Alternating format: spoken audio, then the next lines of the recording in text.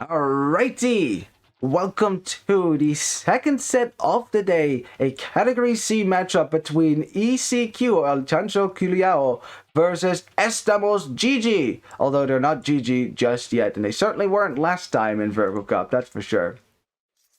In any case, as we have Teal Xing his own sounds, and Teal, you're Xing the wrong TCs here, my friend. Yeah, he's Vietnamese. See, Teal's Vietnamese, so he's Xing the TCs of his enemies. The problem is, now he's realizing he actually X'd his own allies, not really his opponent's TCs. That's funny. Okay, well, let's introduce. We'll start with Teal, who is, of course, Vietnamese, played by Pura. Alrighty. In the green, we have Cafu 13, playing as the Franks. This was to be expected as well, obviously. Then in the blue, we have Aztecs Fernando. Alright, that should be pretty good as well. Haven't seen Aztecs on Arabia in a while. This is because pretty much 6 flank civs were banned. We will not be seeing Vikings, Ethiopians, Britons, Mayans, Italians. All of them gone. That's how well these teams banned. So it's pretty crazy. Oh yeah, no Portuguese. In the red, we have Iron Cherry playing as the Malay. Yep, there you have it. A Malay used as a flank civ here. Luckily not as a pocket. That would have been awkward. In the yellow, we have Hindustanis for Fabricio. And then in the purple, we have El Cochinote playing as the Bohemians. Alright, the Bohemians. Very cool. And you don't often get to see Bohemians on Arabia because usually there is plenty of flank pick civ picks that are preferred over Bohemians. The thing is, again, they kind of ran out of options. They banned 6 of them. Doesn't happen a whole lot, but geez. So there you have it. Some less standard. Looks like the headset ran out of battery, didn't it? Alright, so we had a little bit of a pause. Luckily in replays, we don't have to suffer through the waiting period. We can just skip that instantly, which is fairly nice. Now we should probably start talking about, base layouts, civ matchups. One thing that we should definitely mention, and something that someone mentioned that in chat already, that it ends up being Franks versus Hindustanis, which was to be expected. Those were the strongest pocket picks by both sides here. That is going to be very awkward for Franks though, because you're going to be up against tankier camels. So, and of course Hindustanis have a very good economy to boot. Honestly, yeah, it's going to depend on how the fights go, right? Because the thing is, camels are nice against cavalry. Very nice. No arguments there. The problem is, this is not just a cavalry v cavalry fight. There's going to be flanks with archers in the mix as well, obviously. And archers absolutely dominate camels, which means you kind of have a little bit of a rock, paper, scissors duel, right? Like you need to get the archers down first, or at least away, so that the camels can then engage the cavalry. But of course, the cavalry from green is going to try to snipe the archers, right, from the opposing flank side, so that he can then kill the camels really easily. Except that you have Saracen camels, that's true. That's true. I mean, Saracen camels are pretty sweet with that extra HP. Certainly helps them survive a bit more archer fire for sure. But I mean, in the end, right, it's of course you lose that game too. Don't worry, Rock Knuckles. Don't worry, Rock Knuckles. You got this. Yeah, but it would be just our luck, huh? All right. And Franks need to take every fight after feudal until with the strongest archer flank. That's true. Also, how are you doing, El Churi? He stole 4 sheep. Wait, really? Oh wow! Wait, did he actually steal all 4 of your sheep? That's I see. You're pushing in your deer right now. Ouch! Rip for the sheep. If only. I guess that's the thing with mesocivs. Like you have a Vietnamese player who can X where your opponent's DC is, and then the mesociv with the more line of sight can easily find your stuff and lame. It's that's tough. That's actually pretty tough. Now, luckily, I guess there's one thing that you're lucky with here is that as Malay, you go up later anyways, so you have some more time to gather your food. I think, if you're pushing in your deer and you're lacking some food, maybe making a farm or 2 is totally worth it, and you just play defensively after that. At least that's what I would do. We have, a nice little wall up from green, I like that. Gonna keep his base very safe. should probably talk a little bit about our resources here. We have a forward berries and a forward gold here for Pura in a deal here. He's walling a little bit around the gold, but not too far away though. So that means that it could still be hit by archers. If you put an archer right here in the corner, you can still hit this gold. So it's still going to be awkward. But I still like he's walling around the gold more so than to the gold. That would be worse for sure. I would take the forward board with 7 Vietnamese meso enemies. Yeah, no, certainly. I think it's certainly worth bringing in your forward board first if you think that your opponent's gonna lane, which it's allowed in this tournament, so it's certainly something you need to keep in mind. Not seeing any militia shenanigans, which means we have some more time to talk about resources. We got a back gold for purple, very nice. His berries are already walled behind the walls here, so he's gonna be okay with that. Let's look at the wall off. Yeah, this wall's fine. You want a wall right here, and your base is gonna be okay. On the other side for red, down 4 sheep obviously, does make it up to the feudal age in good time because he's melee. Has gold in the back, that's pretty sweet. The berries are kind of out in the open, but that's okay. You just need to wall this front. And then I guess wall to the wood line over here. That would be the safest wall off. Then for blue, he's going to go for a pretty big wall off to the edge of the map. I like that. If he gets that up, that's pretty good. Has a back gold as well. Wow, a lot of safe golds this game. Nice. And how are you doing, Chanchilaro? Good to see you. Good to see you, my friend. Alright, we got forward berries as well for blue. You probably finished that sentence. So we have a scout now taking revenge on blue's villagers. Blue is now forced to send in his eagle. Yeah, red's gonna have to run away from that. Was not able to snipe that villager, but stop the walls from going up for now. And that delay might be enough to get an archer in here and a spearman as well to protect itself. Look at that. It's just like the pro players, huh? Very nice. That, my friend, sounds pretty Russian. Well, you know, I could certainly work on my Russian accent. Hello, comrade. In Soviet Russia, archer eats you. As the Eagle Scout can't quite run away from this Scout Cavalry right now, and red, yeah, blue's gonna lose that, and red is gonna have his revenge. There you go. That's what you get for stealing 4 of my sheep. There, die. All right. Well, blue is of course. He's going to have to deal with this archer army in his base now. He's bringing his own archers as well. As red still has his scout cavalry alive, which is really nice because you can now scout around and fight all these scrumptious villagers over here. Very nicely done for red. As blue is Xing this and he's saying, yo, I might need some help here. I might need some help. And how you doing, Zippo? Good to see you, man. And okay, yeah, look at that scout being used against the archers. Very nice as well, allowing red to still get his keep his archer over here, delay this entire wood line. Yeah, blue is a bit on the back foot here, even though he's still top score, which is kind of funny to me. Kind of funny here. Okay, the archer in the end is gonna have to run away, and scouts will now show up from green, so red will lose his army if he's not careful. Yeah, red. Yeah, loses the scout, loses the archers. Yeah, nice clear up there for green. Blue in the end didn't lose too much though. Oh, as yellow also makes it to the front here with some scouts. So yeah, all the party is in blue space, that's for sure. I'm mad because Twitch didn't notify me that you were online. They didn't? Well, gosh darn it, Twitch. How dare you, for God's sake. So we have blue pushing away yellow scouts with his spearman, allowing green to take out the archers for red. This is good play here from ECQ at this side. Splitting up the armies now, so that then yellow is pretty much isolated. So yellow's trying to hit the gold bills, but yeah, blue's going to defend that with his spearman and the archers, and green is here as well. Good stuff. On the other side, do we see anything? It looks like purple is moving out though, so we'll have to keep an eye on that. Teal keeping his archers at home for now. He also towered his gold. Interesting. So it probably did get hit earlier, otherwise he wouldn't have built that tower, but we didn't see that. Alright.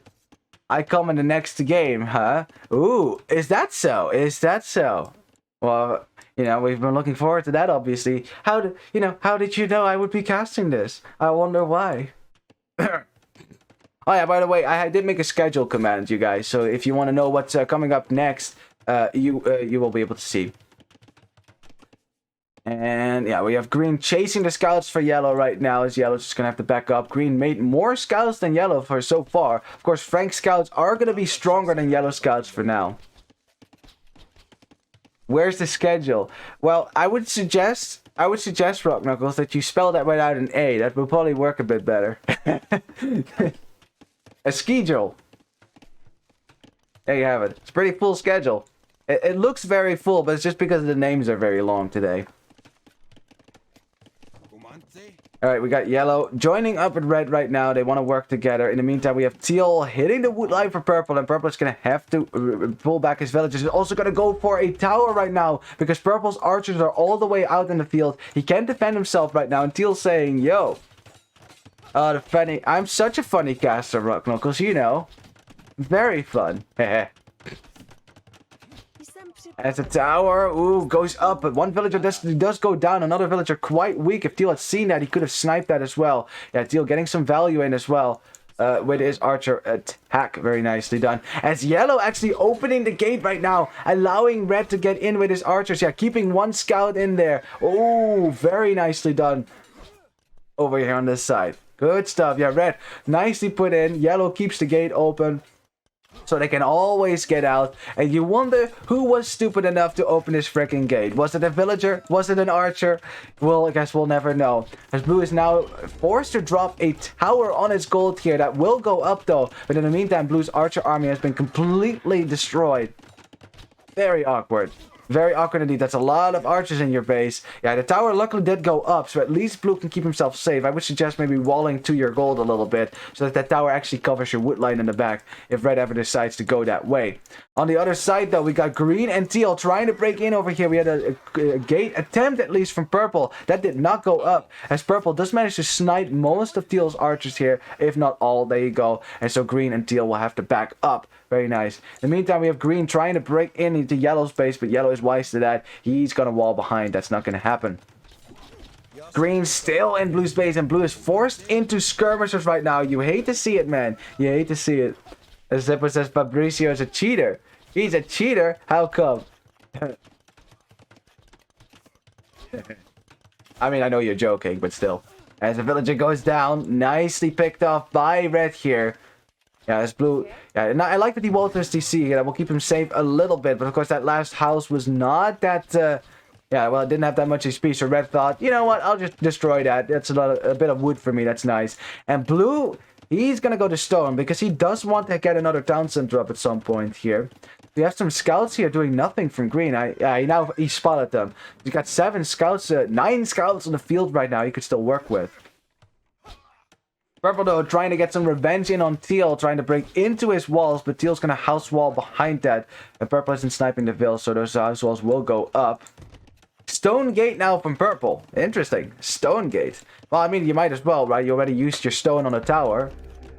I think pretty much every player was forced into a tower now. Every flank. We got 3 towers. Only Red didn't need to put a tower right now, because he didn't get hit by Blue yet. He's not gonna get hit by Blue because he's got 26 archers on the field right now. Blue has 4. So Blue is on the back foot for the time being. Teal, though, has 10 archers versus 17. So again, Teal also kind of outnumbered in the army count. And look at that. It's almost double the army for Estamos GG right now. Also have more villagers. So it's certainly a lead for Estamos GG at the moment. Even though the score may suggest that it's actually ECQ that's ahead. We have a little bit of a micro fight over here. We have Teal forcing Purple off the hill right now. Very nicely done by Teal. Purple's gonna have to run away for now. If you cheat or smurf at category C, dude, you got some serious problems. Yeah, well, you know, you'd say that doesn't happen, but I'm fairly certain that there's going to be people that smurf and things like that. Although I don't think that happens a lot in Virgo Cup. I think overall you guys are awesome, so I don't think we have to worry about that. In Estamos GG, we are all noobs. I see. You guys are all a bunch of noobs. Okay, I got it. Well, I'm going to have to respectfully disagree with that. I don't think you're noobs at all. I don't think so. You guys are playing fine. And like looking at the matchup right now, it feels very even, you know? Even though Estamos GG has the lead at the moment, it still feels very even between these two teams, which will make for an awesome set. Trust me. I'm really 2K2, but shush. 2K2 1v1 Elo or Team Elo, Max? Because if it's 2K2 1v1 Elo, then, well, then you were in the wrong category, my friend. Oh, 1v1. Oh, I see. Jeez. Don't look at our game stat. Torpedoes needs to take some lessons. Well, you know, if you're not in the top 10, I think we all need to take lessons, so I wouldn't worry too much about it. At least, I'm never too worried about my play. I know I could improve it, but, you know, We have a Knight army streaming in to surround Red's army here. Now, the question is he going to get the clear up? Because Cavalry has a hard time surrounding archers right now. I mean, does have +2 though, but there's a lot of scouts in here. Blue though, bringing in his crossbows. Yeah, Red's army will get cleared up in here. That's 21 crossbows he will never get to see again. Now, Red, what you want to do here... Actually, no. What he's doing here is fine. It's fine. But if you feel like you're losing your archers, I would start sniping Blue's archers here. Instead of the cavalry, because yellow, right, your pocket can deal with the cavalry, but not with this archer ball. And now blue is actually ahead in the archers than red is. So yeah, that's gonna be tough for red here, as he lost his entire army. Oof. Was 2K2 in team games last week. Now I'm 1K9. Oh, but damn, you dropped a lot then. That's, yeah, we all have those weeks, honestly. I had one of those weeks. I was 2K2 as well, and I dropped to 1K9 in one week. That's why I'm still 2K right now in team games. What you gonna do when they come for you? Not much. Never my fault. Always bad teammates. Yeah, that's what they all say. But my team, huh? As red, yeah, has to pull back his crossbows right now, because here comes blue for the first time for an aggressive attack here. As red wants to drop a town center, would be a nice DC to get up on the gold, on the wood. The problem is blue is here to deny that. So yeah, you don't even want to show that you have the intention of dropping a TC there, because blue will never leave this. Oh man. As we have, yeah, red fighting with the crossbows, but oh boy, here comes green as well to join the fight. Where are the camels right now? Where are the camels? The camels are going forward. They're going the wrong way, and red is going to have to exit this right now. Like, yo, I might need some help. I'm getting 2v2. I'm getting 2v1 here. Send help! As, yeah, look, see, this is what I mean. This is what I mean. See, camels, absolute trash against archers. Yeah, you have pierce armor now that you have some upgrades. Actually, I thought Hindustani's got extra pierce armor. Is that Imperial Age or what? I guess that's Imperial Age then. So for now, they're just generic camels, which means no good things. We got a lot of nice micro there for red. Sniped a bunch more archers than he lost, but Each workshop is denied. Ay. Mangonel would have been nice here. We got a town center up on the gold though. That will at least keep your gold safe for now.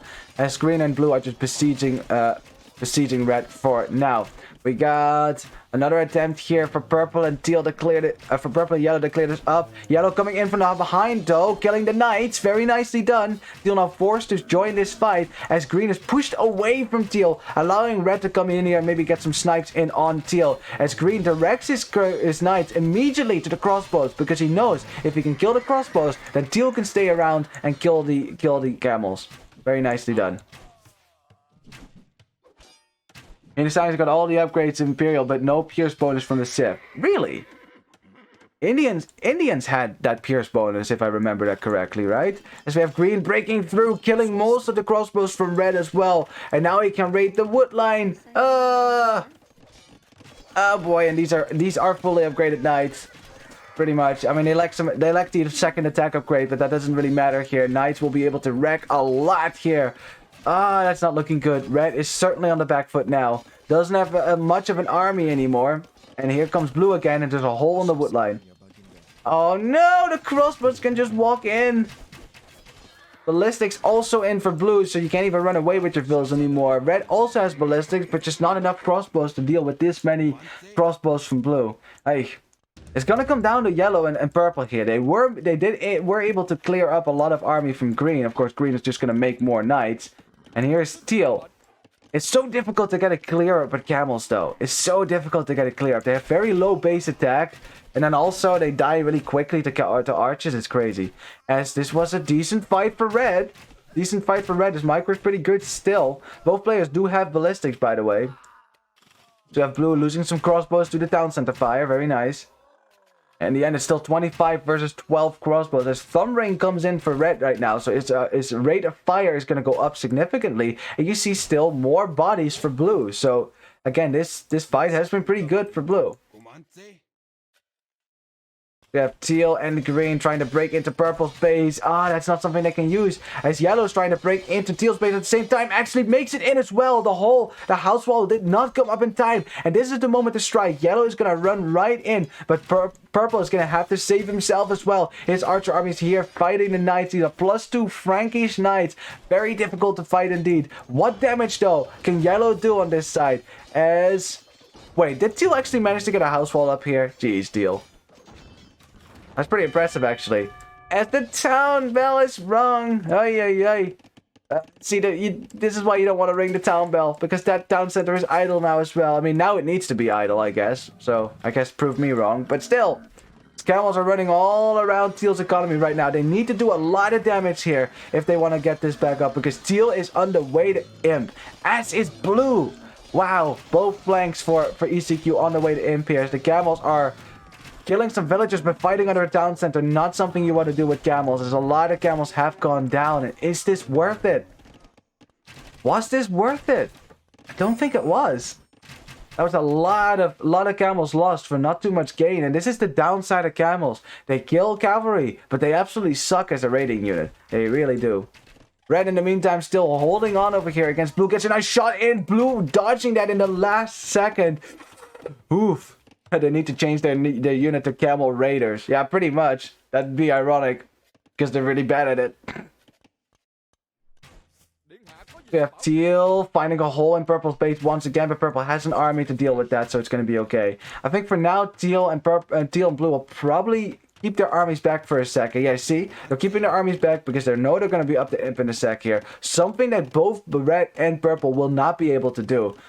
But yellow makes it to imp. Actually, the first to make it to imp. And now the question is, of course, are heavy camel going to do it? I mean, heavy camel are certainly better than camel riders. As we have teal actually, well, forcing his way in here against purple's army. And purple losing all the crossbows he still had here. As teal sort of wins this fight. I guess this is one of those fights where there's really no winners. Because everyone just dies. But yeah, in any case. There you have it. Everyone dies. Which is still fine for teal, because teal still has an army on the hill, which will be upgraded in a second here. 8 seconds. Wow, look at those Imperial Age times. Exactly the same time. Bam. Oh, that must be so demoralizing if you're Estamos GG right now. You're sitting and suddenly both your flank opponents are in Imperial Age. And you're just looking at your food count as red, and you're like, ah, crap. And then, yeah. You're gonna have to deal with Arbalest, and the question is, what are we gonna do against that? Like, I don't even really know what to do against Arbalest. You know, we got Onager coming in as well from the Hindustani player, Pog. Awesome. Onager will certainly help on this side. Onager will certainly help. It's 50% of the way. Onager also has an extra range compared to the normal Mangonel, which allows you to actually snipe those pesky Arbalest with their 8 range. Otherwise, it would be a lot more difficult. In the meantime, we got 93 villagers for green here. We got 69 villagers for yellow. Yeah, yellow actually has a lot of idle villagers as well. I guess I have something better to do than mine gold, huh? Yeah, early imp is expensive for the pocket for sure. Like, yeah, yellow had an early Imperial time. Has 28 heavy camel riders on the field right now, but the problem is, what can you do beyond that? If you lose that army, it's going to be hard to rebuild. We have red trying to fight against blue here. Now, getting some skirmishes in front is a good call. You definitely missed the last armor upgrade here, actually. We have, yeah, teal and green looking to push in over here. And I wonder, where's yellow's army? Yellow's army is gone for a raid. Here come the camel raiders once more. And green hasn't reacted to this yet. Green hasn't reacted to this yet. Might not expect this as well. Now, heavy camels do have more attack than normal camel riders. So they're actually better at killing villagers. But only slightly so. The problem is, though, those camel riders aren't here to help purple now. And purple does not have a large army. He's gonna lose in the front of his base. And you see that purple is pulling back his troops right now. Ay. Pulling back the troops as a lion is gonna get a kill. Lion kill. No! You dumb lion! There is a villager at 1 HP right here. Get that one. It's dumbass. Okay, well, see, this is just Darwinism at its best. That lion was just an idiot, so it doesn't deserve to get a kill. Red ain't imping instead of honor guard, which sling him. Yeah, actually, that's also an option. That's also an option. Certainly, that's actually a pretty good call, actually. Instead of spending almost 800 food on the honor guard upgrade, you sling red, get him to imp, because red actually has an army that he could upgrade, actually. Still needs the gold, though. That's going to be a problem. That's certainly going to be a problem. As teal and green clearing out purple's base. Yeah, it's going to go fast now, because now yellow's going to have to defend his own base. His own army is running around green's base, which, admittedly, they did kill a bunch of villagers. As Paladin is going to come in here. Frank Paladin on the field, which is going to be strong regardless of what you say. I mean, yes, heavy camel still counted them, but there's only 31 on the field. There's going to be more Paladin. As red is forced to take a fight here against the Arbalest with the crossbow. You just lack the firing rate from Arbalest. They fire just that teensy bit faster, I think. Let's see, seconds between attack 2. I guess it's about equal. As a GG is called here. Red knows now that my army is dead, there's no way to defend this anymore. At the same time, yellow's army is about to die, and Estamos GG taps out. The first game goes to ECQ. All right. Paladin is Paladin, always scary. Yeah, for sure. All right, awesome game, you guys. Though this was pretty good. Like, it looked really good for Estamos GG in the mid game, but ECQ certainly did a great job pulling back. I think it all harkens back to the. If you look at it, like both on both sides, right? Estamos GG was looking good, honestly, especially on red side. But then red sent his army in over here and lost his entire army to green and blue.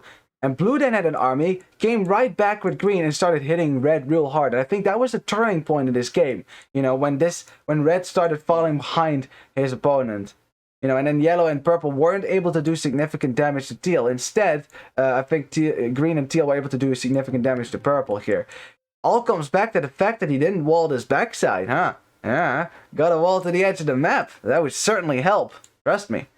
Because then if your opponents walk over here, they have to break through walls instead, you know, or they have to walk all the way around, which takes forever. So that's also certainly a thing you can do. But yeah, well played by both teams. Makes me excited, actually, for the next game in the set.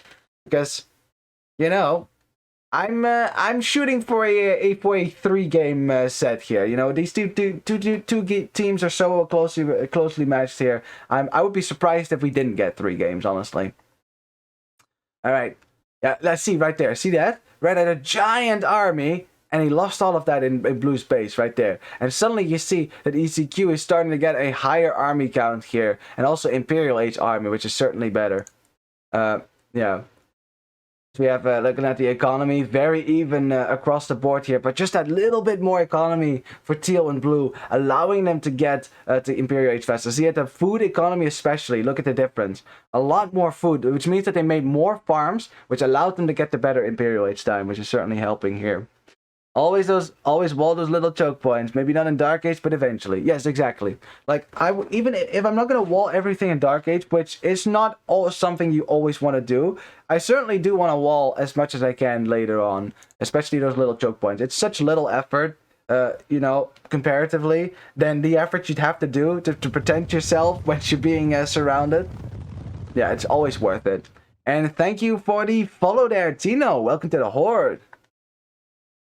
Let's have a look at the APM. Who was the fastest player? That would be Nando overall, the fastest player. Also at the highest peak here, over here with 111 APM. Very nicely done. Yeah, idle or chase is more expensive for sure. True that. True that. Yeah, but I think we're about ready to get to the second game here. Don't you think so? I think so.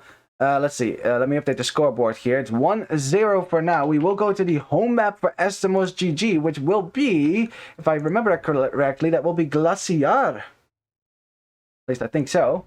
Let me check. Gotta check my notes. Glacier. Yep, I was correct. Oh boy. Okay, you guys are gonna love this. You guys are gonna love this. This is gonna be awesome. Are you ready? Are you ready? Let's go. There's a certain civilization that's going to make its first appearance in this set. It's going to be awesome. Are you ready? Let's go.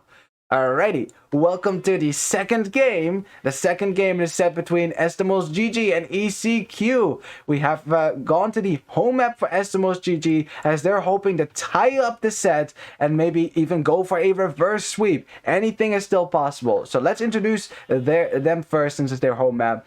In the red, we have Iron Cherry playing as the Berbers. Let me change the colors here just for clarity's sake. In the yellow, we have Zippo making his appearance, playing as the Saracens. I like that. And then in the purple, we have Piojo playing as the Goths. That's right. You're seeing this correctly. Your eyes doth not deceive you. These are the Goths that will actually be playing on Glacier here. I am very curious to see what the play is going to be with them. I have some ideas, but I wonder. Let's see over here. We have... Wait, hang on a second. Are you noticing this as well? Do you look at the spacing between the TCs.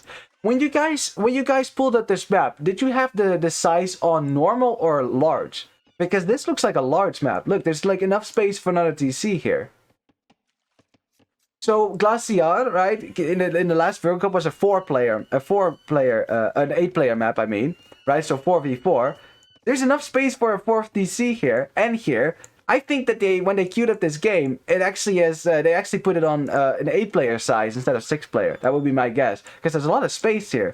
That's interesting. Oh boy, you didn't notice that, huh? Oh, wait, I should actually introduce the rest of the team as well. For ECQ, we have Cavu 13 playing as the Lithuanians. Interesting.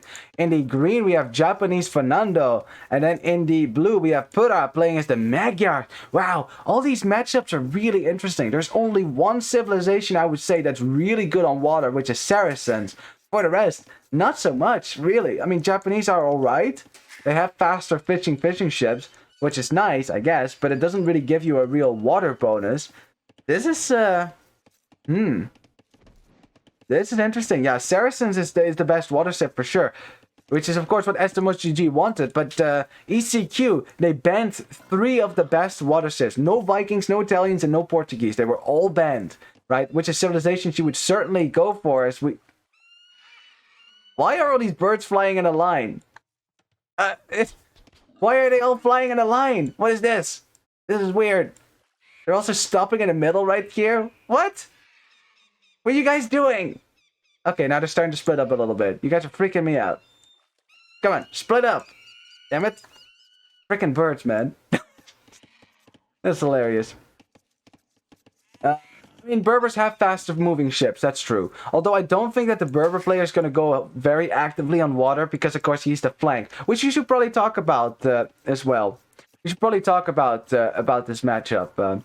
So on Glacier, you only have one crossing, which is in the east, as you can see. It is this giant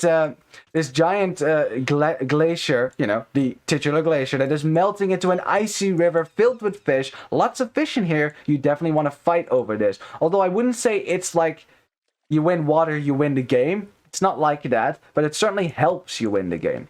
All the relics are also on here, but so are the snow leopard. So if you want to go across land, you have to attack through this glacier, which means that it's easy to wall off the sides for the 2 teams. Which is going to come down to, it's going to be on the shoulders of red and blue. They're going to have to defend their team's side pretty much on their own. Which is why a good defensive civilization would definitely work very well here. Like Byzantines, Koreans, Japanese actually is also pretty good. Or a very aggressive civilization. These are also the options. Now, all the wood is on the side of the map, so your wood lines are quite far away from your TC. But of course, again, if your flank walls well, you're not going to have to worry about any aggression. And for the rest, of course, players can just go to water. As you can see, a dock already going up. Very nicely done. Now, of course, there's 2... birds are waiting for the carry-on. I see. And how are you doing, Spirit of the Punk? Oh wait, what was I saying? All right, the strategies. As I see it, there is 2, maybe 3 main strategies to go for in this map that you often see. I mean, there's certainly multiple possibilities, but yeah. Strategy number 1, which is what you see the most, you wall up. As, oh, interesting. We have green trying to snipe this villager, but purple smart enough to get loom here. Otherwise, you would certainly lose this villager. Well, smart enough, also they're goth, so you get loom pretty much instantly once you research it. Which means it's actually very much worth it to instantly research loom and go for that. As we have red also got loom, luckily, so he can wall this wall in. As the Magyar player is trying to get a kill here, but unfortunately red is here to chase this away, so the Magyar player is going to have to run and red will get the walls up. As I was saying, main strategy that you often see on this map is you wall and you go for water and you fish boom, right? And then later you either land on the opponent's side or you push out across land. So that basically branches off into the two main strategy. I lost a Vil with the green scout. Oh, the green scout actually killed one of your villagers. Rip. That's why Zippo also has loom right now. I guess he definitely learned that one. As the scouts are chasing this away. Right, so walling up early is definitely a strategy. You can also go for early aggression across land here, or even go for an early landing across the sea. I've seen all of this happen. It's all possible. Actually, I was on the receiving end of that yesterday. We were landed early on in Castle Age, or in Feudal Age actually, which was very interesting. As we had a little bit of a pause here, red losing a scout in the end, so teal will be happy with that. Now, considering the civilizations that we see here, Magyar's very aggressive civilization, and yeah, with that +1 you could totally kill some villagers. Unluckily for Bluto, he lost his scout already, trying to stop this wall from going up, but this wall will go up. It looks like the Berber player is still going to sit behind a wall, also has a dock up, which is part of the wall, which is, that's interesting. We got scouts here to protect the sides. I think we'll all be fine for now. We have another dock going up from the goth player, so it looks like the goth player is just going to go for normal meta water. Because I was wondering, is the goth player going to go for a landing? And the fact that they picked an 8-player map means there is a lot of space here. A lot of space for purple to hide buildings, honestly. Like, he could easily land, just build some buildings in the corner here, and they would never know. They would never know. There's so much space. It'd be much more difficult to do that to Estamos GG because their open space is between red and yellow. Which does mean that red is kind of isolated here. Like, red is going to have to, like, defend himself without too much help from yellow here. Because yellow is going to be busy defending on water. Yellow, though, opening with galleys. Now, the reason why he's opening with galleys is because he is Saracens, which means he gets faster firing galleys. Unfortunately for him, he's going to have to mass them first before he can take on the fire galleys. But then, fortunately for him, teal wasn't really engaging the fishing ships just yet, as yellow's going to have to run those away and ask for help from the goth player if he's going to make some fire galleys as well. Which he hasn't queued any so far, so I don't know yet. As red is trying to raid over here with some with some fire galleys as well. Looks like we're going to go pretty heavy on water then. As yellow is losing a lot of fishing ships here. Ay. That's not good for yellow. This is the risk of opening galleys. You need some time to mass them first. You just can't fight this yet. You can't fight this yet. I would also suggest a galley opening a third dock would definitely be worth it. A third dock. You know, it sounds like it's a lot to produce from, but with galleys, you just need to get a lot of galleys out fast, so it's worth it. In order to get... That's what I did yesterday as well. As we have red hitting green's fish, though, at the meantime. Now, these are Japanese fishing ships. They have double the HP, more pierce armor as well. Very difficult to kill these. As now green is sending in his fire galleys to try to take down red ships, and red is going to run away now with his weak ships. I take note of it. Alrighty, then. Well, yeah, I mean, like, certainly so. Like, that's just my opinion that 3 docks is probably the best way to go for galleys. Because it takes so long to get so many out that you can actually fight. As red is now forced to back off because there's too many fire galleys here for now. We got the fish for purple dying as well. And my question is, what's purple doing? Well, purple is doing a fast castle, as you can see. Purple is going to try to go to Castle Age fast. And I suppose go for Castle Age Navy. Making a demo, yeah, well, he's not making Navy right now, so still, anything is possible, because... But he made 3 docks, right? That tells me he wants to go for some Navy aggression here. As yellow is hiding his fish right next to teal's dock, which is kind of funny. I guess teal... That will be the last place that teal will expect it. At 15 minutes, 3, even 4 docks if fighting water. Yeah, certainly so. Like, if you really want to fight water, like... just massing a bunch of docks would definitely be the play. As red is going to go for a third dock, so you can get a lot of fire galleys out, and red is certainly kind of carrying the team on water now, because that's a lot of navy that ECQ is making right now. As blue is gonna go for some Magyar scouts. Interesting. He lost his scouts, so he made those new. And blue also didn't really wall his base fully, or at least not like red did. As red is just going to try to wall as much as he can, so he can focus on the fight on water. As the fishing ships for red do go down, so he does lose some economy, but is winning the fight on water here. Even pulling back the weaker fire galleys. I like that, so you can repair those. Very nicely done. Purple is in the castle age. What's the plan? Boom. Alright then. Alright, so purple built 3 docks, but then is not using them. That seems like kind of the waste here. As we actually have a dock going down now for Zippo here. So he's chasing these fire galleys with a nice demo boom. If he gets the middle one, he could maybe kill all 3 at the same time. That'd be awesome. Hit the middle. Okay, hit the middle one again. Oh, he's gonna go back. Boom.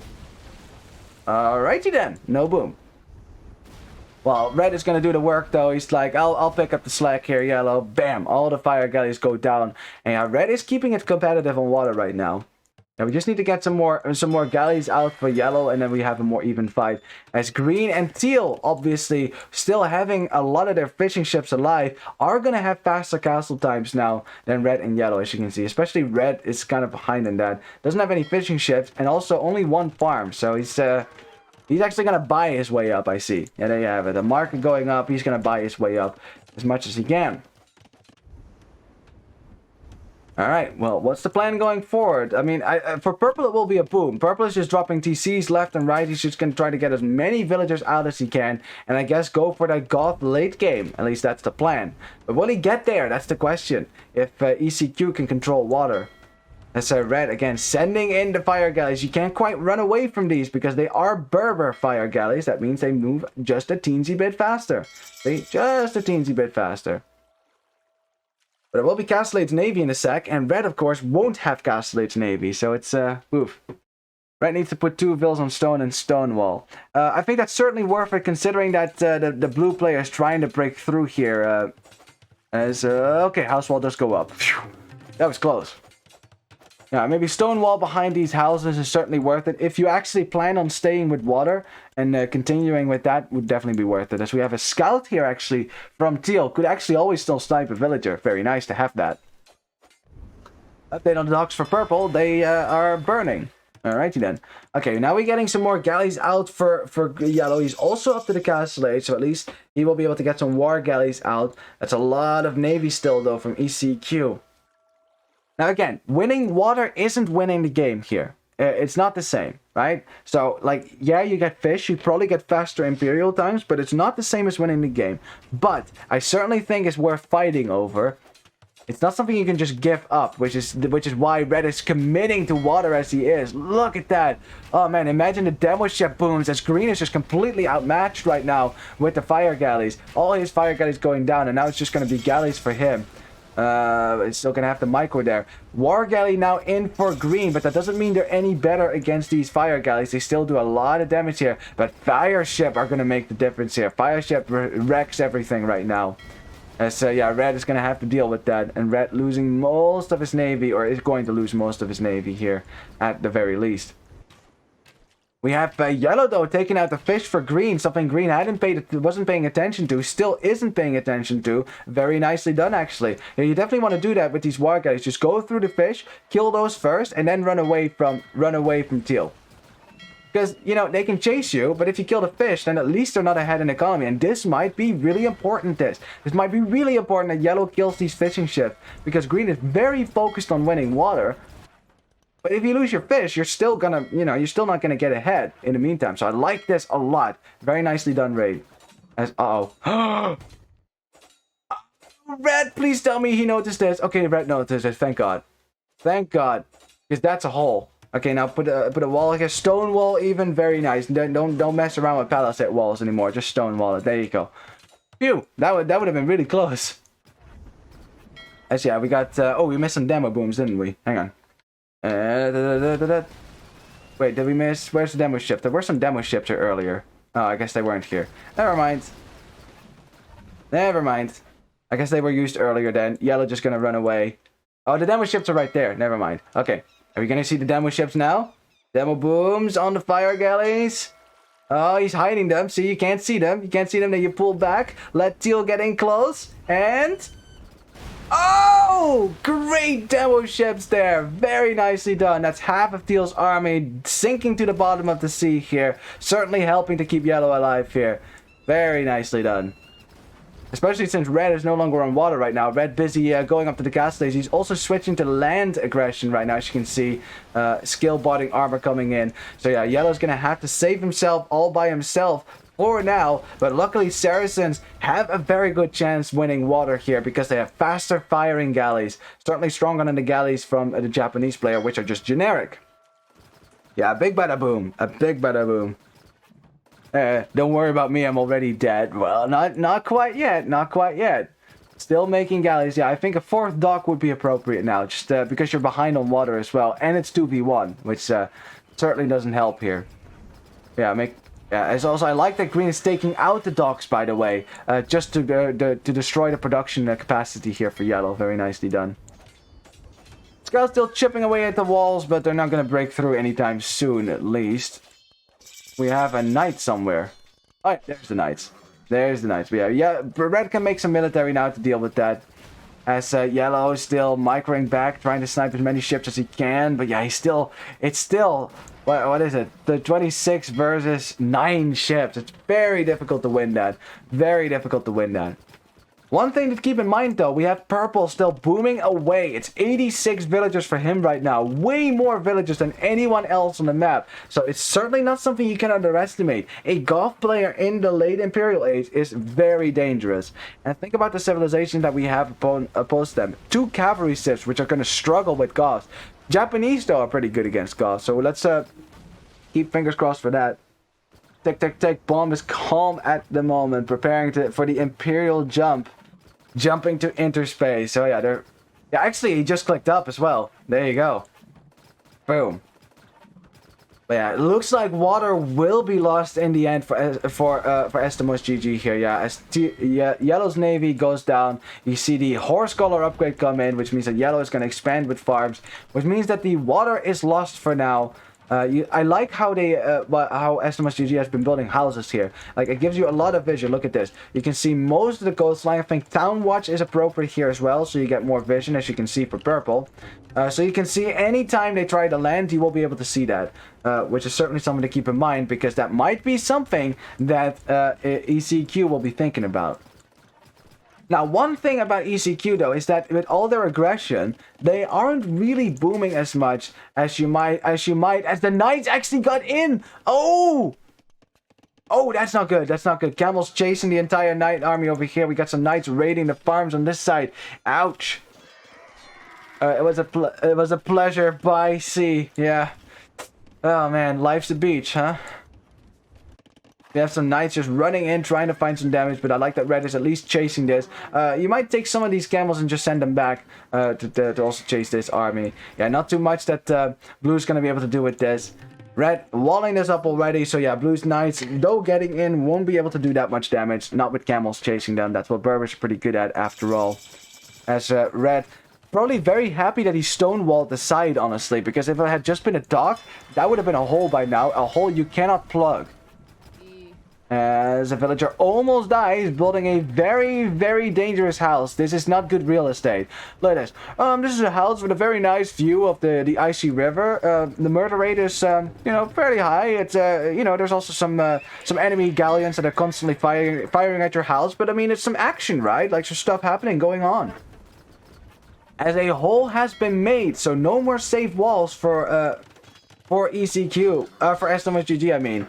As the castle that Purple dropped on his golds over here does go up, but some villagers did get sniped in the end here. Some pikemen being made by the Goth player right now to deal with that, so that should be okay.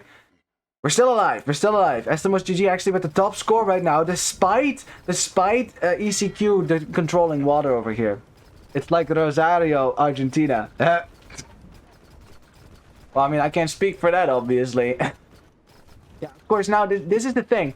Obviously, we can go for landings now if you're ECQ. You control water, you can send village to the other side. There's not much that Estamos GG can do about it. And you see a landing ship already coming out for Teal. The question is, what are we going to land with? I suppose with some knights, things like that. But purple is in the Imperial Age. And purple is getting his barracks up. And purple is getting halberdiers out. This is still an even game. Trust me, because we got 113 villagers for purple right now. Very dangerous. We got Imperial Age coming in for blue and teal though. Green clicking up. Will click up in a second as well once he gets the food. He just needs to get some economy out. I like the outpost here from green on the sides to get some vision, because you do not want the golf player to land. This is what they should be really afraid of. You do not want the golf player to land and build barracks on your side. Look at this. Look at this. They know the golf player's an imp. They do not want this to happen. See that? Yeah, it's something they should be very scared of indeed. Oh man, we are Chicago for the drug bans, Argentina. Oh, I see. I see. You're like Argentina's Chicago. I see. Well, do you also have deep dish pizza then in Rosario? Which is not really pizza at all. As, oh boy, chain binding armor is gonna get the knights. No chain binding armor for whatever knights the Saracen player is gonna make. Or, of course, camels. Remember, of course, that Saracens do not get Cavalier, which is not the best for them, obviously. As Perfusion is coming in, the golf player is gearing up for war. No, boy. There is a reason why people are so afraid of the golf late game. It's because they can spam like no one ever could. Yeah, Blue's already preparing. I like the preparedness here. Blue's gonna stonewall the sides, you know, knowing there is a possibility here. They might land. They might also spam across land. We need to be ready for any of those scenarios. As the camels are being sent out right now. I mean, there's no reason to keep them at home because you know the walls won't protect you now. Ooh boy, you will pay green, says yellow. Ooh, we got a bone to pick, I see. A bone to pick. As, of course, they're just raiding the shoreline right now. If purple is lucky, he can still take this gold, because green could deny this if he gets his galleys closer. As green has clicked up in the Imperial Age, so has yellow. The only one not in the Imperial Age is red, because he made a lot of camels here. Will be trying to pull in, though. We have cavalry archers coming out from blue, but that's not in time. That's not in time. He's not going to be able to defend himself against this many Berber camels. Let's go! As teal is gonna land, and a castle drop right now. Okay, this is what yellow can see, and he sees that, and he's like, ah, poop. Because you cannot stop that. You can't stop that when there's a giant freaking D-Day navy right next to the landing. Well, the knights at least will alert yellow to the fact that there is something to look at, as red is trying to run in here, but there's no way into blue's base for now. He's trying to stonewall the sides, but most of this, though, can be raided. He can still kill the town center for sure. It might be enough camels for now. As purple is saying, yo, we're being landed right now. So we have Mimalooks coming out. All right, let's go Mimalooks. Now, I should tell you that Mimalooks, they do have, you need to get the archer armor upgrade, right? Or, wait, no, actually, no, because they changed that, didn't they? So did they still need archer armor, or is it cavalry armor now? I'm confused. We have a TC attempt for blue. It's a doubt TC on the right here, as red is doing some damage right now. Blue is certainly getting hit a little bit. Forced into a panic castle right now, but red can't quite break into blue's base just yet. He's gonna need some help. Obviously, though, they're going to have to deal with this landing soon as well. Yellow will be in the Imperial Age soon, so he will be able to get some traps out to start trapping this back. As we have castles on both sides. And of course, remember, the golf player is still in town as well. Got lots of barracks right here. And the golf player has been banking up the resources ever since. That's a lot of food to start spamming with. And he's also getting some army out, some halberdiers out.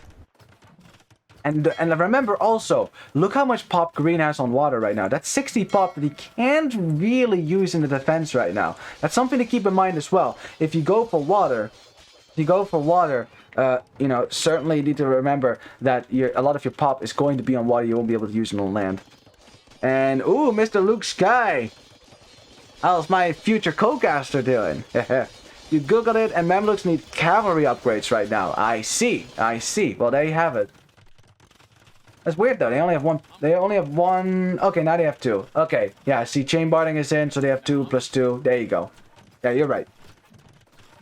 Good to hear that you're good. Good stuff. As we have, yeah, Teal trying to come in here with stables, but I don't think that that's really gonna work against a player who can just spam in more infantry at any turn here. Like, it's gonna be really difficult to raid. And also, Mamelukes can chase down Hussars fairly easily. As we have Elite Lighters come in. Wow. That's quite the upgrade if you're gonna be up against Goths, honestly. As you still have Blue trying to go for a castle. That's not gonna go up, though. Blue's still struggling against what Red's trying to throw at it. Red's still only now coming up to the Imperial Age. It's getting cast by as well, which makes your team castles work faster, which is a really nice upgrade if you're doing a trap war. We see Yellow sniping the trebuchet, so Teal can't get the trap out, and the landing for Teal is hasn't really done that much right now. Hasn't really done so much at the moment. As for now, yeah, look at that. The light is doing absolutely nothing against Mamelukes. Absolutely nothing. I just don't think that cavalry is really the unit to go for here. Against Mamelukes, not so much. We have Yellow even sniping the villagers. Even more important, because if the vills are dead, there won't be any more buildings. Another villager down. One more. Oh, there's one more vill there. If Yellow can get it, the landing is pretty much over. Until Teal sends more vills, that is. In the meantime, we have Parthian tactics coming in, or not coming in. There you have it. No Parthian tactics. As the castle goes down, Winged Hussar is in as well, but again, it's against Goths and Mameluk. Very difficult to deal with. We also have some barracks going up now from the Japanese player, and this is the way in for ECQ. They want to keep landing right now, but the landings are being dealt with for now, as Teal's castle will go down. There's only 2 stables here still producing. And we have some villagers going forward for purple right now. If Red thought that being raided by camels was bad, Goths are about to come in, and there's lots of space for them to build, even some resources to take. If Yellow can hold the middle, Estamos GG are still looking good. Look at the vill count. It's 400 to 256. Like, ECQ do not have a full boom yet. This is very expensive for them to get all this military out over here, the landing, instead of trying to go for a boom. I don't know, man. I don't know. Goths are strong, indeed. Yeah, well, I mean, if Goths actually get to the late game, they are very strong, indeed. Got some barracks out. Two-handed swordsmen are coming in. Elite, well, the heavy camel upgrade is in as well. Oh, boy. And remember, all these resources right now that Teal is expended in landing. You know, he's only got 86 villagers. He's booming right now, but it's certainly slowing them down. It's certainly difficult, right? It's difficult as we have a moon walking cannon galleon. Very nice. Or moon sailing, I should say. It's difficult to deal with these freaking landings because of this giant navy that's right next to your base. This castle will probably be shut down as well as soon as Green thinks about it. But the thing is, that also means Green does not have a lot of pop to work on land. Like, Green also, he's almost at 200 pop already. Because of the insane amount of villagers. He has 76 villagers, 61 navy, and then a few halberdiers. Did a little bit of a pause, and the Goth player makes it into the base. Because Green halberdiers are opening the gates. And now the cavalry archers are like, oh, this is safe. We can sit behind the stone wall and shoot. Oh, this is so... Wait. Hey, that's against the rules. No, you gotta stay out of the walls. A bit of a micro mishap here, running into the pikes. Not too good. Yeah, you're gonna have to be microing these freaking cavalry archers the entire game. Which, by the way, they don't have Parthian tactics. So they actually don't have a bonus damage versus... Or at least they don't have that +3 extra attack versus halberdiers at the moment. As we have some rams probably coming out from the Goth player as well. Huskarls to break through the walls. This is just palisade gates after all, which will go down really quickly. What about the landing? Not happening so much as we have camel archers now as well, which will absolutely shred Magyar cavalry archers. And look at that spam. This is what we're afraid of. This is why we fear Goths, you guys. And this is why I say winning water isn't the same as winning the game. It just isn't. Look at the wood on the right. Uh-oh. Are you going to break through on the wood line on the right? Oh, you're going to take wood. Oh, yeah, you know why. Why not, right? Take your wood. I conquered your land. That's all the gods wanted. As Blue's trying to drop a castle, it's a doubt castle. Doubt. As Blue, yeah, he has cavalry archers, but what do you do against these freaking Huskarls? Well, you don't do anything, especially not if you get stuck at a choke point. We still have Blue, Green trying to go to land here, but his ships are dying to Mamelukes right now. Oh, man. Yeah, the landing has just done absolutely nothing for ECQ, and now they're being overrun on land. Green trying to get the walls up, actually manages to get a giant stone wall up. Yeah, he gets it up. Very nicely done. For now, university could still go down. We know that the Goths don't like universities, for sure. Look at the villagers taking Blue from... Yeah, I saw that. I saw that you guys were having a little lumber operation on the right here. I mean, why not, right? Why not? Also, how you doing, Nacho?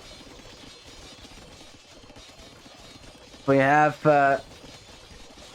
oh boy, this is the thing, it's so difficult to stop. Once the Goth player is fully boomed and just spamming into units, also getting some trade out at the same time, which is going to be safe for Estamos GG, not so much for ECQ, because they don't control the sides, obviously. Blue's base is getting completely overrun, he's down to 52 villagers. It's 91 villagers for the Japanese player, who's tagging into two-handed swordsman, which is a counter to Goths, yes. But is it too late? I think so. We might actually... I think we're going to go to a game 3. This is looking too good. Looking too good right now. So you have Paladin for the Lithuanian player, which certainly counters the Goth Huskarls, yes, but not Halberdiers, which are also in the mix. And look at that. Purple instantly queuing up 40 Halberdiers at the same time. There's still 50 Huskarls running around raiding everything. Green is losing his entire eco. This is, what, go to 52 minutes. Did you mean, raiding the wood line? Oh, wow. You're just everyone taking wood here right now. That's funny. They have bombard cannons. Yeah, super historically incorrect, obviously. Goths with bombard cannons. No, I see. Yeah, you broke through the wood line, I see. Did you cut here? Oh, that's funny.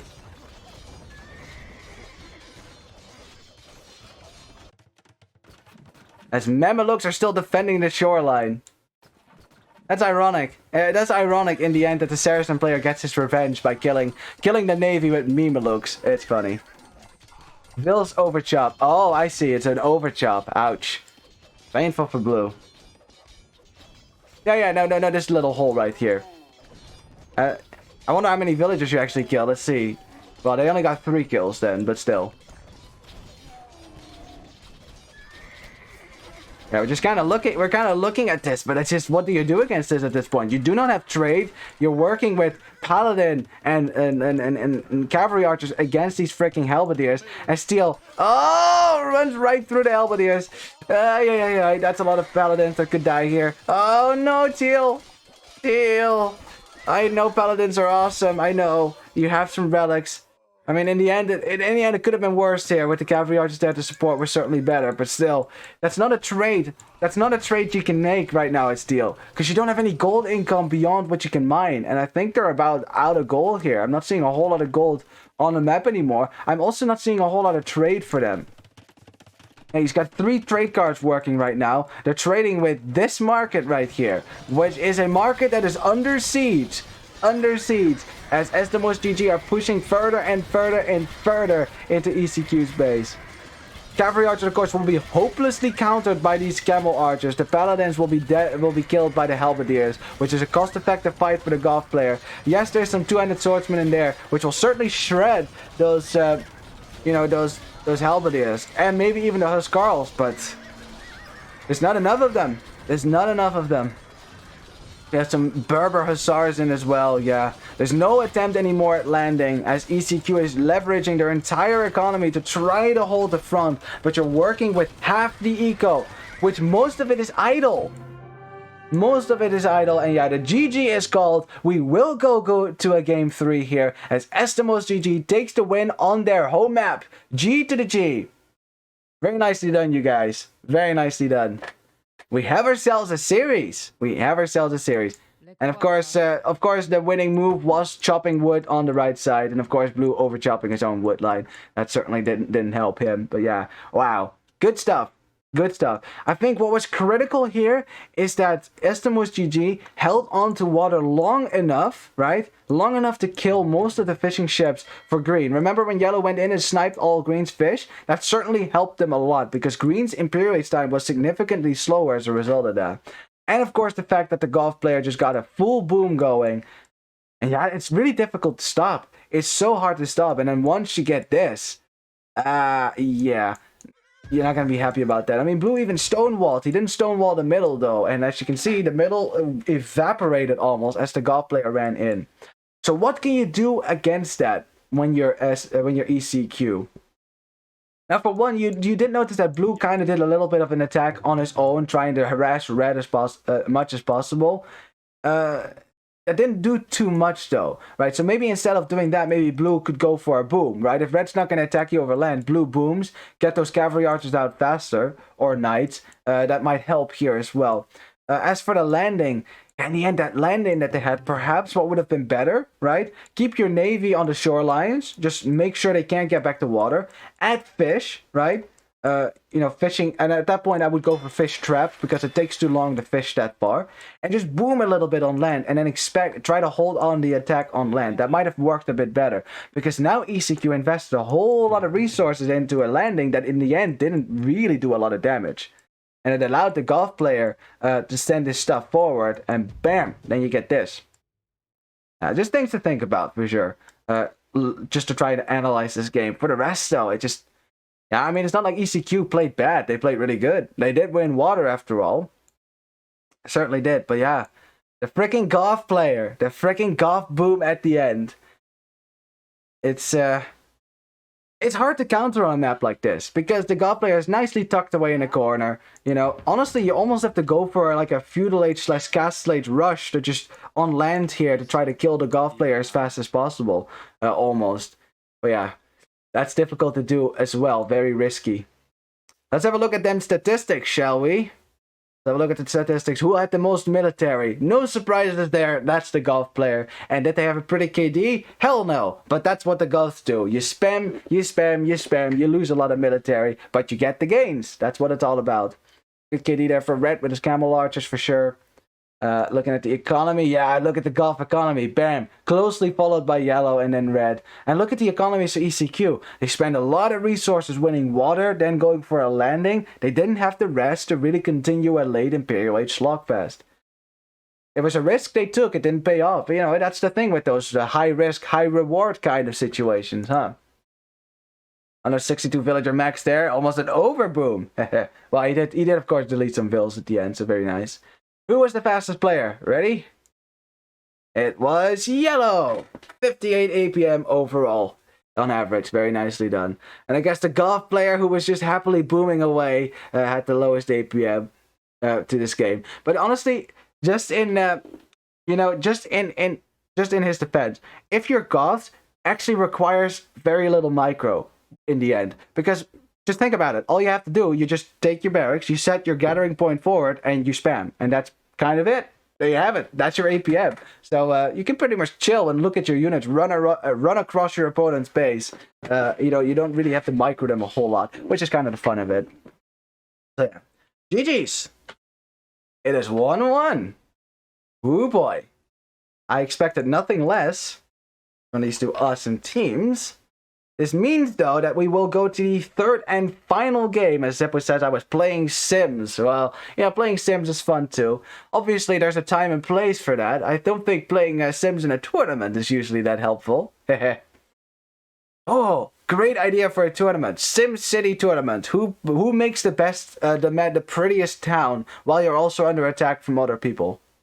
That'd be interesting, honestly. Anyway. Let's have a look at what the home map will be for ECQ. Because, of course, they have a home map as well. Which gives them a slight advantage in this matchup, obviously. Because they will probably have practiced this map. Oh, yeah, right. It's Islandia. Are you ready? I'm ready. Let's go. And freaking Freaking capture rate's giving me an error message again. It's like if I click like if I'm in the replay folder and I click spectate with CA, it gives me an error message. But if I just double click it to load it in the normal game browser and then just tap over the capture rate, then it does work. It's peculiar. Anyways, here we go. Alrighty, welcome to the third game and the final game in this awesome set between ECQ and Estamos GG. Welcome to Islandia, which is basically Nomad, except fish isn't very important in this map. I would say very unimportant on this map. Going to water here is usually a mistake, usually. I mean, it can be good, but in most cases, players just use the fish that you get on land. And do you want to know how much fish that is? Let me show you. Bam. 221,000 food on land, just right there for the taking. Anyone who makes a farm is an idiot in this map. I am just joking. You gotta make some farms as well. But seriously, there's a lot of free food to take here. You can certainly go around sending villagers with your, milling all these shorefish. You know, I can imagine if you're like that pro players with this much food, they'd probably have a field day, man. They'd have a field day with all that food. You know, they can certainly make that work. Anyways, let's introduce the players here. We'll start with the team whose home map this is, as we have some really coordinated TC spots. Wow, look at that. That you rarely see that, actually. Alright, I'm just gonna make you guys different colors there. There you go. In the blue, we got Cafu playing as the Spanish. Ooh. In the green, we got Pura playing as the Persians. The Persians. Get it? No? Okay. In the teal, we have Nando playing as the Malians. Alright, very nice. In the red, we have Iron Cherry playing as the Koreans. In the yellow, we've got Zippo playing as the Mongols. And in the purple, we have El Cochinote playing as the Byzantines. And I like all these civilizations on this map. These are all the standard nomad civs you often get to see. And I'm looking forward to this match, actually. Now, as we have a dog actually from the Spanish player. Now, you might say, okay, well, you just said that it's rarely worth it. It is worth it in Dark Age because you actually get to make a bunch more, you get to make villagers and fishing ships at the same time, so you get to add more eco, but I wouldn't say long term I would fish this entire ring. I wouldn't do that. I would just focus on the shorefish instead of going for anything else. And the nice thing about this, right, is that normally you have to hunt for boars on normal Nomad. You don't have to do that in this case because you always have shorefish if you put your TC right. So that actually... maybe I take that back. Maybe fishing, right? Maybe fishing, making a few fishing ships is worth it in Dark Age. Getting a faster uptime. I think I'm willing to change my mind on that. Long-term fishing, though, I don't think so. I wouldn't say so. Why taking the sheep? Yeah, good question. So, just so you know, Cafu, gathering shorefish is faster than gathering sheep. So if you actually get those 3 villagers on the shorefish, it's like having an extra villager compared to what they're doing now. That's, yeah, what I would use these sheep for is to scout. Just scout around. I don't think eating sheep on Nomad is really useful here, yeah. So exploring is the way to go. Especially since blue doesn't really see that much from the map yet. You don't know where your opponents are. It's funny, no one knows, I don't think anyone knows where the opponents are. Let's see, does purple no? Oh, wait, sorry. Purple no, nope. Does red no? Nope. Steel no? Nope. And there's green no. Also no. Well, no one knows anything. Alrighty then. I must say though, I love the coordination in placing the TCs. You might actually get a normal Nomad game now. Oh, sheep meat is faster? It's tastier. Oh, I was about to say, because it's not faster, but is it tastier? Oh, fair enough. A nice little original shepherd's pie, I mean, over here. Fair enough. Everyone has their preferences, obviously. As the villagers are taking 2 sheep at the same time because they're idiots. See? These are supposed to be the cream of the crop here. The smartest villagers in the world. Yeah, not so much. Taking 2 sheep at the same time. Rip. Alrighty. The Nomad... Yeah, this actually is the Nomad dream. Like, normally on Nomad, what usually happens is what kind of happened in a game in the last set that I casted. Not today, but last Tuesday. We had, basically, right? It was 3v3. One player was over here in the corner. Another player was out here in the corner. And then you had 4 players. One TC, another TC, another TC, and another TC. And they were all mixed up too. So you had 2 teammates in the middle and then 2 teammates on the outside. So it was all mixed. It was really, really messy. You know. So yeah. Luckily, that's not going to happen this time, so I guess players actually get to, wow, team wall up a little bit. They probably realized by now, you know, from scouting, that, you know, probably no one next to us. We actually get to go for a team wall and wall off half the island. Look at El Cochinote go. I mean, why not, right? If you can get the walls up, fair enough, I guess. Now, of course, the question is what the strategy is going to be for everyone here. I would say pretty much exclusively fast castle if you're not close together. As red, ooh, interesting. This is good. Red is going to scout this now. Okay, red now lost the sheep here, or was this green? That was green. No, it was red. It was red sheep. Now it's green sheep. So red can now X this and say, hey, I lost a sheep over here. There's probably someone there. That's good. It's good scouting information already. Although you don't know exactly who it is. We have a boar being brought in. As Blue still refuses to put all his villagers on fish. It's okay, Cafu. We love you. Now the reason why the score is higher for ECQ right now is because they're fishing, right?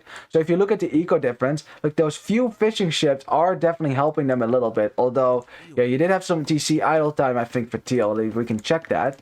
Have a look. TC idle time. Yeah, Teal had some TC idle time. So did Green. So as a result, because they were fishing, they also lost some villages, which is kind of ironic as we are now taking the shore fish. Those fishing ships are trapped, aren't they? They can go to the outside now, right? Or can they? Huh. But yeah, that's kind of ironic though. If you're gonna go for fish, you get some extra eco, but then you have fewer villagers because you had TC idle time. That's kind of. I think that should, on this map, if you take the shore fish, that shouldn't happen. So, yeah, that's definitely a tip for next time. If you're going to do this, you fish, right? And you send some villagers to wood to get like 2 fishing ships out. And after that, you send villagers to shore fish so that you can keep making villagers. And then all the next villagers go to wood. I think that's the way to go. It's kind of like Nomad, but then instead of a boar, you use the fish. Yeah. Oh, no one in Estamos GG's team is fishing. Yeah, they didn't make a single fishing ship. In the end, they are only a little bit behind in eco. It's mostly those fishing ships right now. And in all defense, Green only has 1. So it's not like he has that much of a boost right now as Persians. Yeah, we got feudalates coming in for everyone right now. Except Green. Because he had only 1 fishing ship working. Yeah.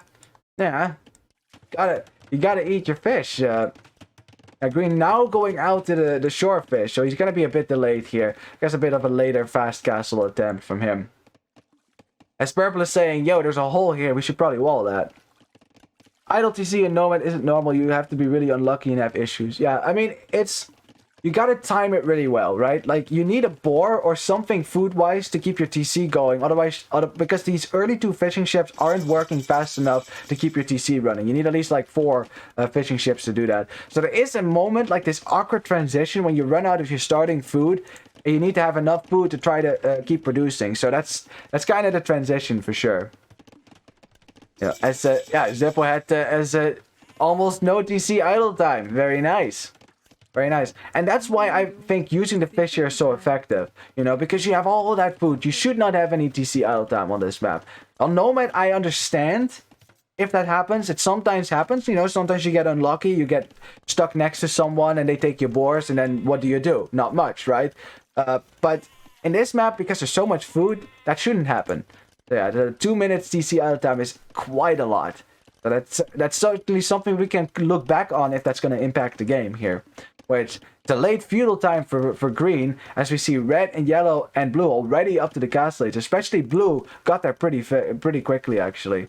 Had the least TC idle time. See, there you go. That's the way. That's the way. With the fishing ships getting a faster start, the fishing ships are probably not going to do too much now because, yeah, you don't actually have any fish right now. But you got your fast boost, and that's what I would use it for. As Conquistadors will be coming out. So let's see who's all going to stone here. Let's see. We got blue on stone. We got the Persian player is just going to boom probably. Is the Malian player going to go to stone? Nope, just fast castle for him as well. Also going forward, some military. Interesting. So it's going to be archers for him. Korean war wagons on the way, though. Very nice. We got Mongol player on stone. No, Mongol player is just taking. It's just doing nothing right now. That's fine. What about the Byzantine player? Archers from him. Okay. All right. So we got a castle from either side. Yes, we have. Oh wait, hang on a second. We do have the Mongol player on stone, but he's on unsafe stone, which he's gonna tower right now. That will delay his castle, obviously. But he sees these archers and he knows, I don't want to lose my stone. Let's just tower it. Why not? Better safe than sorry, right? Better safe than sorry. I should probably keep it on the KD here so you can have a look at that. Castle going up for the Spanish player. Conquistadors will be coming out. Oh boy. Conquistadors are an awesome raiding unit. Maybe one of the best units to have on this map. Because your opponent is unlikely to be fully walled. Because it's so open. Everyone's kind of spread out. Although we have stone walls even. Kind of like that. It will certainly keep your base a bit more safe.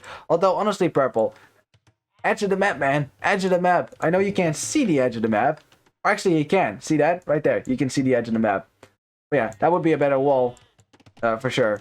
Like Red did. And I like the stone walls, actually. Like, there's just nowhere for Teal to break in here. Which means that those archers he invested in, the only thing it did is delay his castle time.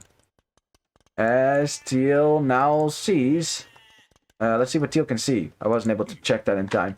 Oh, he still doesn't know. He knows there's something there, but he doesn't know what is there. El Cochinote once again not walling correctly. Oh yeah, he didn't do that in the first game either, right. He just doesn't like walling to the edge of the map. El Cochinote just likes round bases. See that? He just likes to wall in a circle. You know, it looks more like a normal town. It's understandable, I guess. It's just preferences, right? As Teal is saying, yo, I'm going to try to break through over here, as Red is going to drop a castle that will snuff out that aggression instantly as the Conquistadors are coming forward. Ah, boy, oh boy. Like, if I ever have to play Islandia, I am so going to play Spanish. Oh, yeah, definitely going to play Spanish. Because I like me some Conquistadors, that's for sure. As we have a castle going up now for yellow. I like the castle because it protects the stone and the gold. And kind of the front of their base as well. Although it does mean that Blue can easily run in the back here and still try to go for some kills. Okay, Blue's looking... He's looking around. He sees that tower, he sees the mining camp. So he should know that there's villagers over there as well. He's just scouting around. Castle at 69%. Nice. Not so nice that the Conquistadors are about to see this, though. Oh, boy. Blue's reacting to it instantly. 90%. No, it's just in time. This tower did enough delay. Now, you might have thought, like, oh, he's just dropping a tower for feudal age military. It's not really worth it. That tower pushed Blue to the right, delaying him long enough, allowing Yellow to get this castle up. Significant. It's very much so, because a Doubt Castle right now would be kind of bad. We do have a town center going up for red and for yellow as well. Now the one thing that's not so good about Estamos GG position here is that they are behind those walls, which means they're also giving up a lot of space here. Right? You see that ECQ, they're much more forward with their buildings. They're much more spread out as well. So they're taking a bit more off the map as a result. We have the Spanish player trying to push into purple space. Purple is in the castle age, but he's making skirmishers. Oh boy. I think crossbows are better, honestly. Better than skirms. Because that high pierce armor that Conquistadors do, still good enough to kill skirmishers. So, I don't know. I mean, they do take bonus damage from skirmishers. There's that. It's also a cost-effective trade. That is also true. But still. Got a war wagon coming out. And another castle going up for red. Yeah, he definitely wants to keep himself very safe. Very safe, sitting behind his Korean castles here. We have 3 town centers for Teal right now. He wants to get a big boom going. Got 2 town centers for the Persian player. Probably going to add a 3rd one soon. We also have 2 town centers from the Spanish player. Now, why it's only 2 for the Spanish player makes sense because Conquistadors are a very expensive unit. You cannot afford to consistently make Conquistadors and also have 3 TCs. It's not going to work. We have, Mangudai versus Conquistadors. Who's going to win that? You got to give it to the Conquistadors. They have such more... They're just stronger. They have a higher damage output in the early castle age. Later on, though, I would prefer Mangudai. You know, once you mass them, they're a lot better. Because at that point, the firing rate for Conquistadors goes down significantly. As Conquistadors find their way to the wood line. And look at that. 4 Conquistadors can easily raid a wood line already. And another villager could die here. Another villager does go down. The third one even? No, she's safe. Very nice. But this is why they are the ultimate raiding unit. You only need like 4 or 5 and you can go through someone's base and just raid everything. You have another castle going up. Blue taking more space. I like this a lot. Oh boy. Teal still hounding around red space. You know, keeping red in his walls, which is nice. I think red probably makes some Korean war wagons here start to push out, which is probably what the plan is eventually. We have Teal kind of walling a lot more forward right now because he has the military control, so he can do that. We have war wagons surrounding these conquistadors, and Blue is going to try to snipe as many villagers as he can. Gets another one, and another one. Bam. Very nicely done. Does take some TC fire, though. Doesn't want to lose any of these conquistadors. They're very weak right now. As long as he keeps them alive, he can still snipe villagers. And Red actually not chasing anymore. He's like, oh, he just left my base. Okay, now it's no longer my problem. Here you go, Zippo. It's your problem again. Have fun. Now, Red is actually having to deal with these crossbows who are trying to walk into the Korean base. Of course, Koreans with their 5 pierce armor on these frickin' war wagons. They tank a lot of crossbow fire, that's for sure. Mangudai, in the meantime, are looking to raid, because they are a pretty good raiding unit as well, especially if you get ballistics, which Yellow does not have just yet. Can't quite afford that.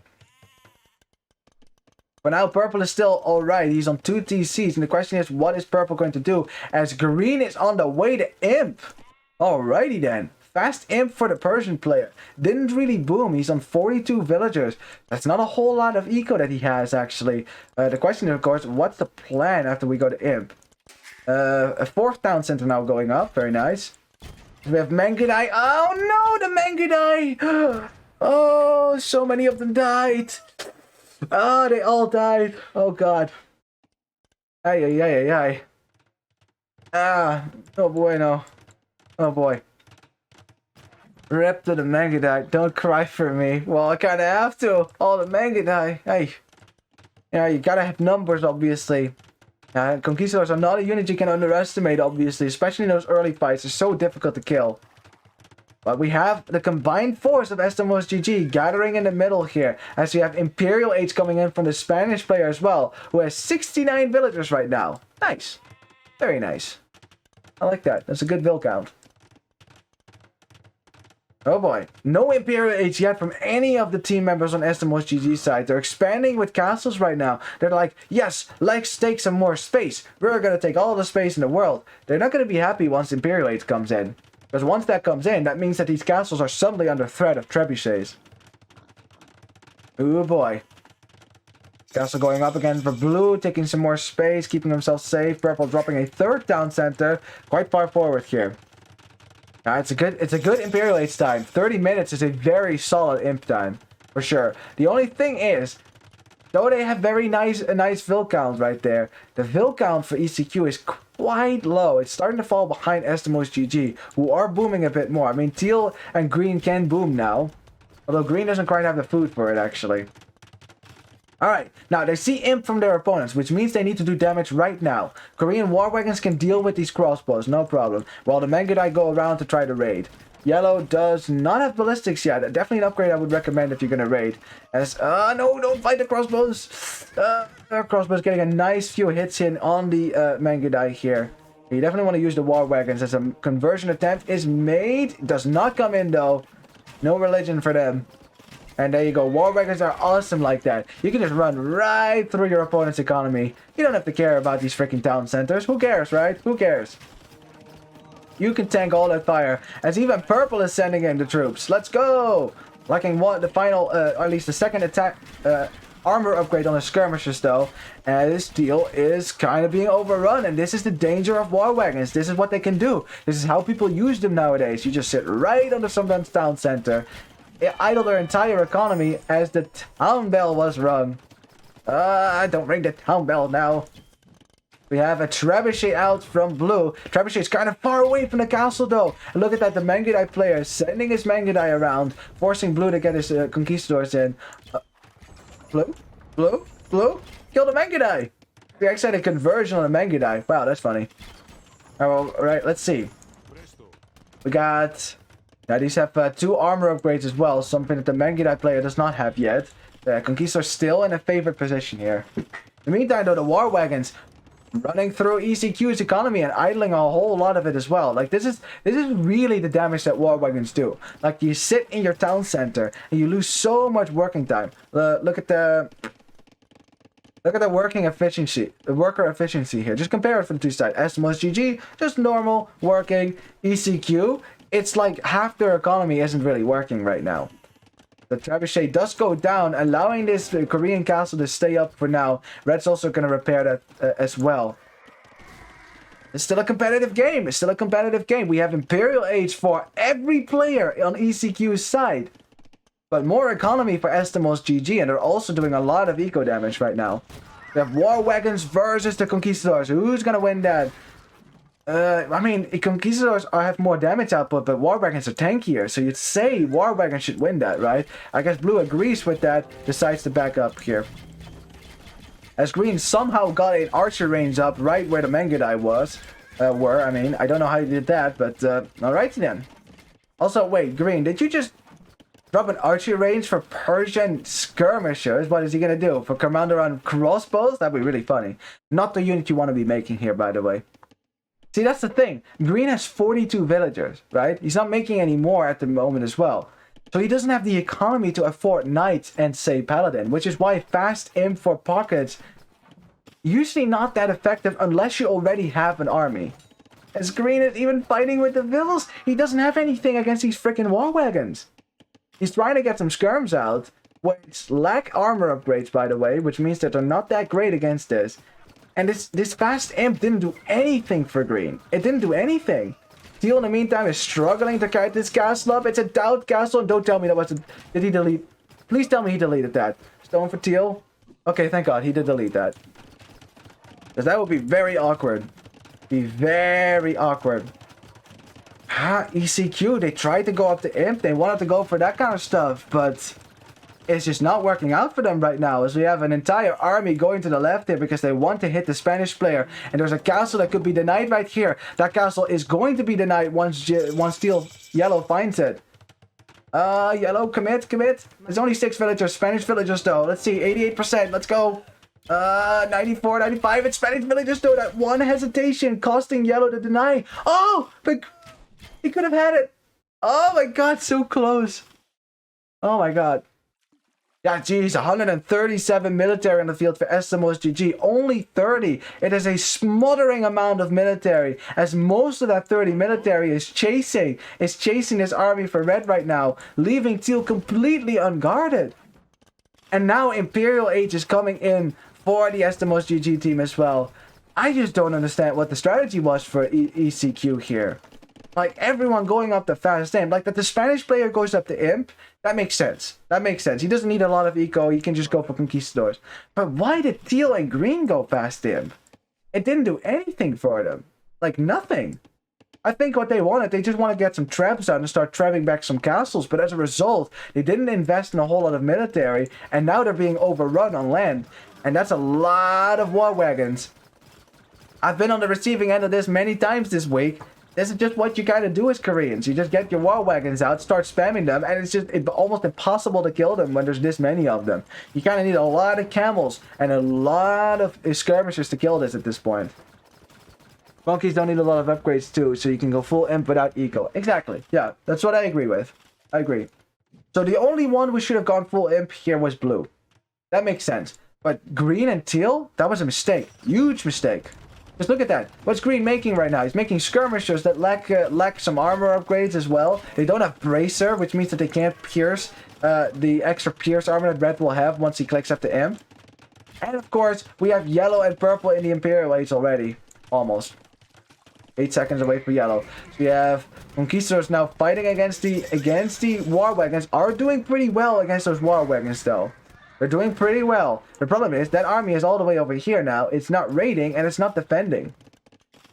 Korean castle will go down though. The traps will get that down, but that doesn't mean the war wagons aren't gone yet. Those are still here. We have Knights coming out now from the Malian player. Now, if you get Farimba on your Knights, that would certainly help you kill these War Wagons faster. Would certainly help you.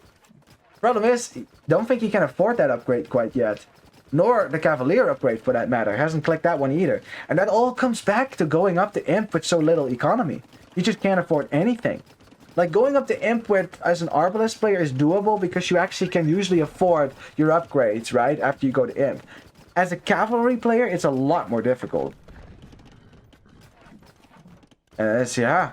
I mean, Hussar rates will start soon enough. Like, Yellow has 101 villagers, can certainly afford Hussars. Red has 135 villagers. He can afford whatever he wants. Is also up on the way to Imp.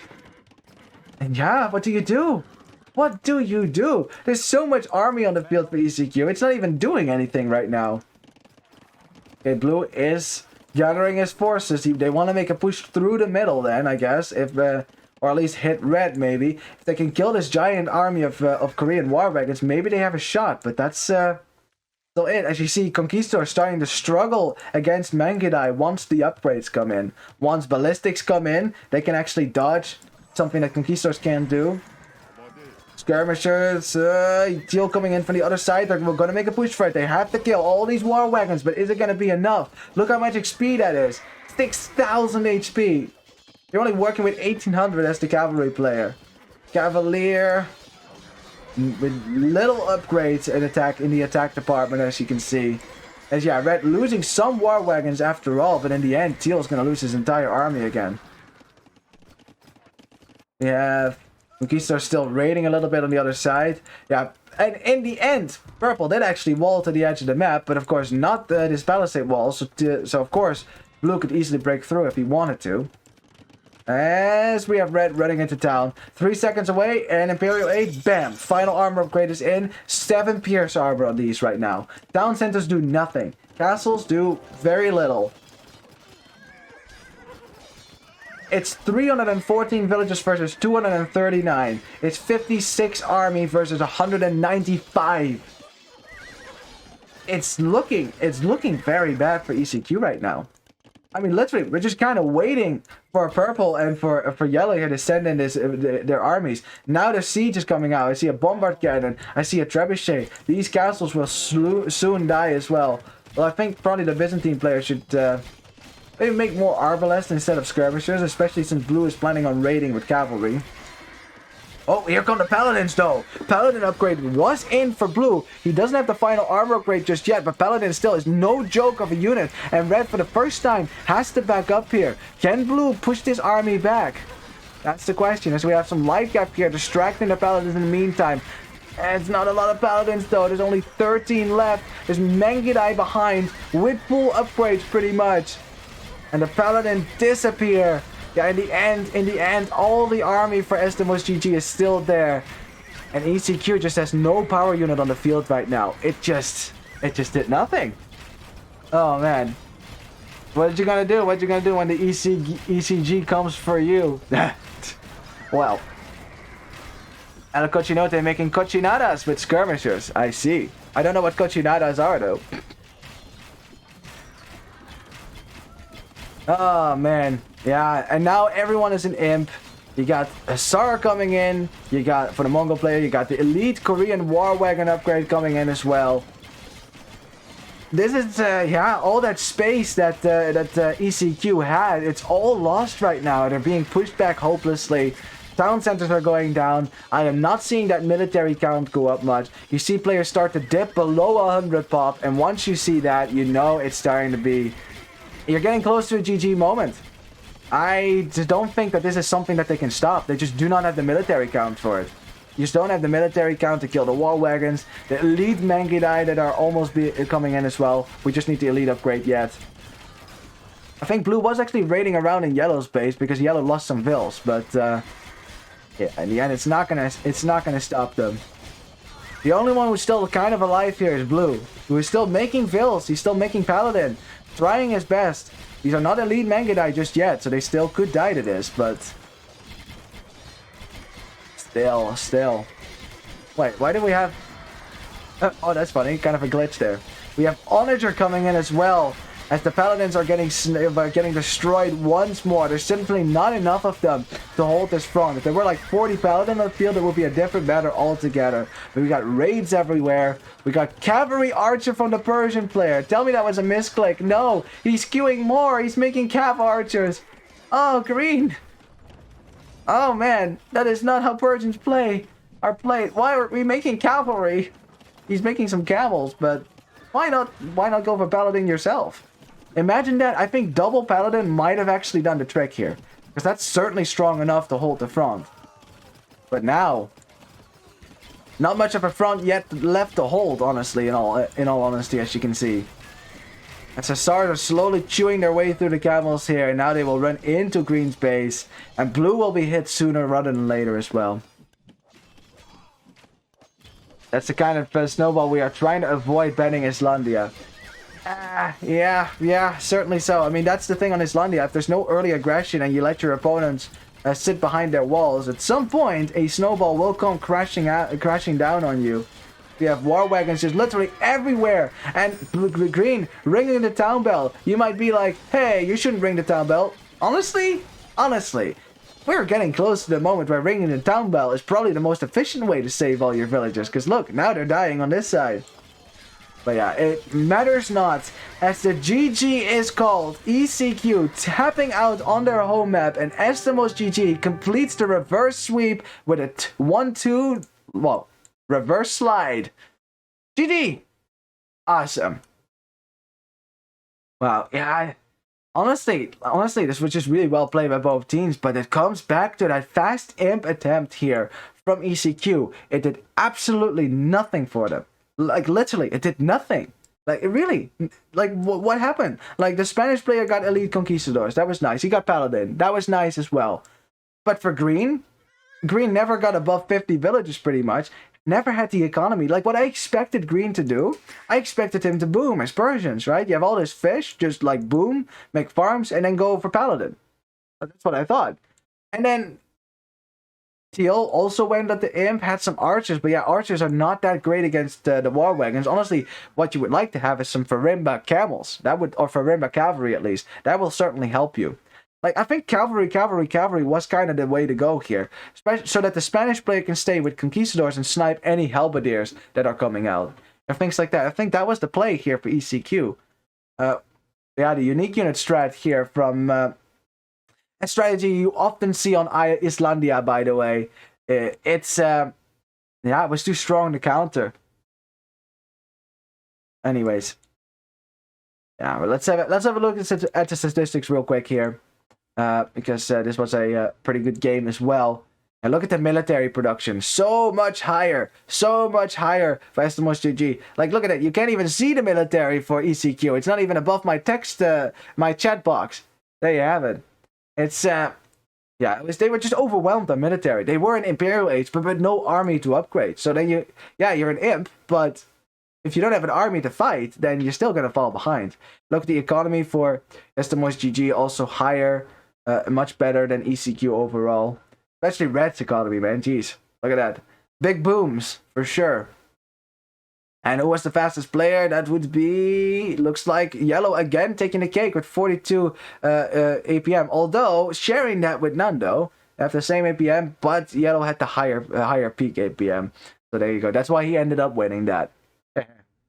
Very nicely done. Well, congratulations to Estamos GG for well-deserved win there, and a hard-fought win against ECQ. And of course, good luck next time for ECQ. I'm sure that we're going to see some great matches from them as well.